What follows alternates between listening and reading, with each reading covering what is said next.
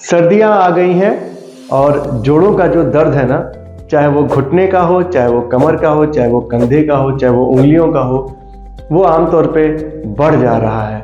लोग बहुत परेशान हैं कि सर्दी आ गई है, ये सर्दी कैसे बीतेगी, इतना दर्द हो रहा है आपको। तो मैं आज आपको ये बताऊंगा कि आखिर सर्दियों में जोड़ों में दर्द क्यों बढ़ता है और कैसे इससे बच सकते हैं और सर्दियों में अपने जोड़ों का खास ख्याल कैसे रख सकते हैं। ये बहुत ज़रूरी वीडियो है, इसको ध्यान से देखिएगा।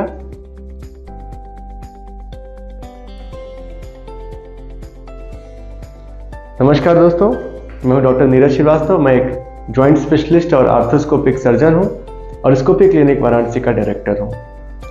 देखिए दोस्तों, सर्दियां शुरू हो रही हैं, नवंबर दिसंबर का टाइम आ गया है और धीरे धीरे आपके जोड़ों में दर्द बढ़ता जा रहा है और लोग बड़े परेशान हैं। हर साल ही ऐसा होता है।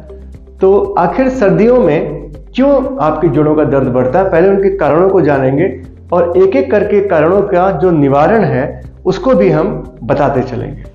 तो देखिए, सबसे पहला कारण जो है वो क्या है, जब टेम्परेचर कम होता है सर्दियों में तो जो आपके जॉइंट का, जो भी आपके जोड़ों का या फिर शरीर में जो ब्लड का जो फ्लो है ना, जो आपकी रक्त की जो धमनियां हैं वो कंस्ट्रिक्ट करती हैं, सिकुड़ती हैं। तो आपके जो ब्लड फ्लो है वो नर्व्स में और मसल्स में और जॉइंट में कम हो जाता है। ये कम इसलिए होता है जिससे कि आपके बॉडी के अंदर के ऑर्गन्स को, जो अंदर के अंग हैं, उनको गर्म रखा जा सके।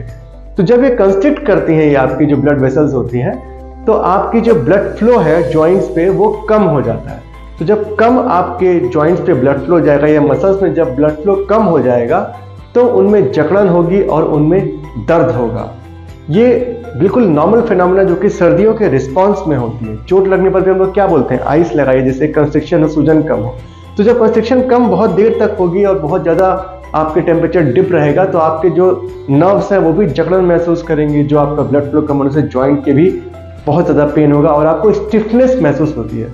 इसीलिए सारे जोड़ों का दर्द, घुटने का दर्द, गठिया का दर्द बहुत ज़्यादा बढ़ जाता है जब सर्दियां आने लगती हैं। इसके अलावा जो सेकेंड कारण है वो है कम टेम्परेचर होने से जो एयर प्रेशर कम हो जाता है, उसकी वजह से भी जॉइंट में स्टिफनेस और जो मसल्स है उसमें सोरनेस और पेन आ जाता है। इसके अलावा एक सबसे इंपॉर्टेंट कारण जो कि आपके हाथ में, देखिए बाकी ये दोनों कारण तो थे जो कि टेम्परेचर कम होने से हुए, तीसरा कारण क्या है, आपका एक्टिविटी लेवल कम हो जाना। इस पे हम बहुत बात करेंगे। तो जो एक्टिविटी लेवल आपका कम हो गया है ना, वो सर्दियों में कम होने की वजह से आपके जोड़ों में जो यूज होता है, जो उसके मसल्स की स्ट्रेंथ बढ़ती है, इस्तेमाल करने से एक्सरसाइज जो होता है जिससे कि ब्लड फ्लो बढ़ रही होती है, वो सर्दियों में और कम हो जाती है। आप रजाई में दबक के बैठ जाते हैं और घर से निकलते भी कम है। और जो एक्सरसाइजेस, जैसे मेरे पेशेंट्स को मैं बोलता हूँ कि आपने घुटने की एक्सरसाइज कम कर दी, डॉक्टर साहब सर्दी में नहीं कर पाया, बहुत सर्दी थी। तो मैं ये समझाता हूँ कि इस सर्दी में तो एक्सरसाइज और करना है जिससे कि ब्लड फ्लो और बढ़े, मसल्स में और स्ट्रेंथ आए और ज़्यादा आपके नसों में ब्लड फ्लो आए। आप एक्सरसाइज कम कर देते हैं सर्दियों में, उससे भी आपका पेन बढ़ जाता है। तो ये तो आपके हाथ में है, इसमें मौसम का कोई भी वो आप उसको ब्लेम नहीं कर सकते। आप असकत छोड़िए, ठंड में कपड़े पहनिए, रजाई के अंदर घुस के कसरत करिए, बट कसरत करिए, ठीक है। इसके बाद एक और कारण क्या आता है, डिहाइड्रेशन। जब आप पानी कम पीते हैं तो आपकी मसल्स, आपके जॉइंट्स में, सब में पानी की मात्रा कम हो जाती है सर्दियों में, क्योंकि प्यास कम लगती है। अब क्या होता है, जब डिहाइड्रेशन होता है तब भी आपके जोड़ों में जकड़न और दर्द ज़्यादा होने लगता है। इसके बाद एक और कारण क्या होता है, सर्दियों में आप धूप में कम निकल रहे हैं, क्योंकि मतलब घर के अंदर ही बैठे हुए हैं, धूप हो ही नहीं रही है ना। गर्मियों में तो क्या होता है कि बाहर जब भी निकलेंगे बहुत गर्मी, बहुत ज़्यादा धूप हो रही है, तो विटामिन डी के लेवल्स, क्योंकि आप सबको मालूम होगा कि विटामिन डी जो होता है वो स्किन पे जब सन रेज पड़ती हैं तो बनता है। तो विटामिन डी लेवल्स आपके कम हो गए, उसकी वजह से भी आपके जोड़ों में दर्द बढ़ गया। अब एक और जो कारण क्या होता है, जो हमारे शरीर का इम्यून रिस्पॉन्स है, जो हमारा इम्यून सिस्टम है ना, उसका जो रिस्पॉन्स होता है ना, वो टेम्परेचर जब कम हो जाता है तो और ज़्यादा होने लग जाता है इम्यून रिस्पॉन्स, जिसकी वजह से जो पेन है, जो इन्फ्लेमेशन है, वो बढ़ जाता है। तो इम्यून रिस्पॉन्स का बढ़ना भी एक कारण है जोड़ों के और मसल्स में और नर्व्स में पेन बढ़ जाने की वजह से। अब एक और कारण जो फिर से आपके खुद की वजह से है, वो क्या है, सर्दियों में आपको भूख ज़्यादा लगती है। आपकी जो सीजनल डाइट जो हमारी है ना, वो भी सर्दियों में और ज़्यादा गरिष्ठ भोजन खाते हैं और ज़्यादा मीठा खाते हैं। शादियाँ भी ज़्यादातर सर्दियों में ही होती हैं, त्यौहार भी ज़्यादातर सर्दियों में ही होते हैं।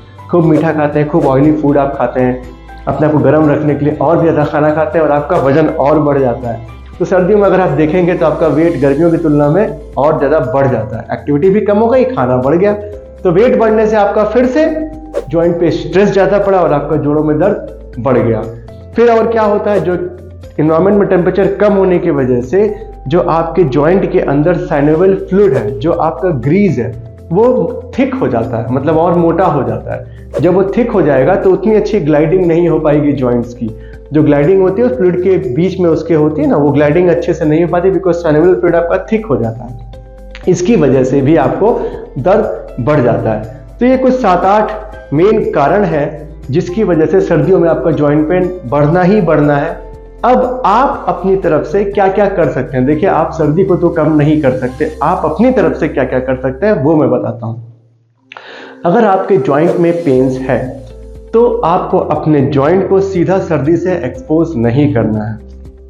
अगर आपको गठिया है, गठियावात है, तो आप सोते वक्त भी हल्के ही दस्ताने पहनिए, मोजे पहनिए।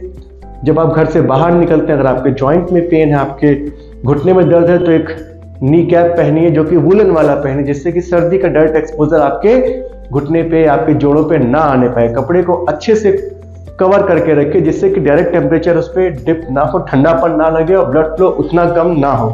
ये पहला हो गया। प्रेशर चेंजेस को तो आप नहीं चेंज कर सकते। अब आया एक्टिविटी वाला पॉइंट।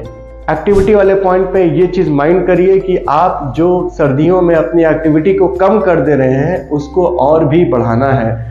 तो गर्मियों की तुलना में आप और भी ज़्यादा एक्टिव हो जाइए। जब आप टहलना शुरू करेंगे तो शुरू में आपको लगेगा कि बिल्कुल जोड़ जकड़ रहा है।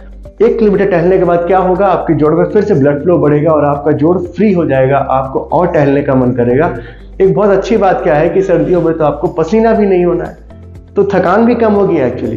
तो सर्दियों में तो आप और भी एक्सरसाइज कर सकते हैं। एक्सरसाइज करने से आपको सर्दी भी कम लगेगी, आपको कपड़े भी ज़्यादा नहीं पहनने पड़ेंगे, आपको वुलन कपड़े कम पहनने पड़ेंगे, आपके जोड़ों में ब्लड फ्लो बढ़ेगा, आपका सर्वाइकल फ्लूइड भी थिन होगा। एक्सरसाइज खूब बढ़ाइए, एक्टिव रहिए, बहुत ज़रूरी है सर्दियों में एक्टिव रहना।